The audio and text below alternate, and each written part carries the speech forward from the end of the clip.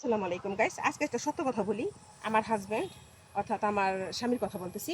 আমার ছেলের বাবা আমার যখন বিয়ে করতে আসে, তার কিন্তু ছোটোবেলা থেকে নাকি তার খালাতো বোন সে ভালোবাসতো। কিন্তু খালাতো বোনের ভালোবাসার পরেও আমার বাবা আমার সম্পত্তি আছে। আমার মায়ের কিছু, আমার বাবার টাকা সহ টাকা পয়সা সবই আমার বাবা রেখে গেছে আমাদের জন্য।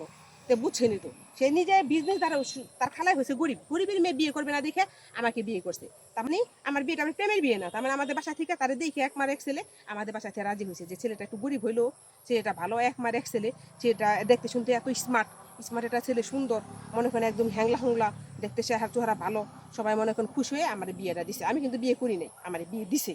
তো আমার মার কাছ থেকে যখন নাকি 10 লাখ টাকা নেওয়া শেষ, তখন তার আসল রূপ দেখছি আমি, যে সে কি কত খারাপ। পরে কিন্তু সে কিন্তু তার খালাতো বোনের বিয়ে করে ফেলছে আমার বিয়ে করার পরে। আমি কিন্তু আমার পেটে বাচ্চা হয়েছে পরে কিন্তু বাপা বাড়িতে চলে এসেছি। তো টাকা নেওয়ার পরে দেখলাম যে সে কিরকম। তাই মেয়ের মাদেরকে বাবাদেরকে বলতাছি, আগেই অন্য কারো হাতে লাখ লাখ টাকা তুলে দিবেন না মেয়ে বিয়ে দিয়ে। আগে দেখবেন, 1 বছর 2 বছর 5 বছর দেখবেন যে ছেলেটা কিরকম, সত্যি সত্যি আপনার মেয়েরে ভালোবাসে, আপনার মেয়ে নিয়ে সংসার করবে, নাকি তার মধ্যে কোনো রং আছে। কিন্তু বিশ্বাস তো মানুষে করতে হইব, কারণ স্বামীরা যদি মেয়েরা বিশ্বাস না করতে তো চলবো না। কিন্তু আমার মতো 4-5 মাসেই কেউ নিশ্চয় হবেন না।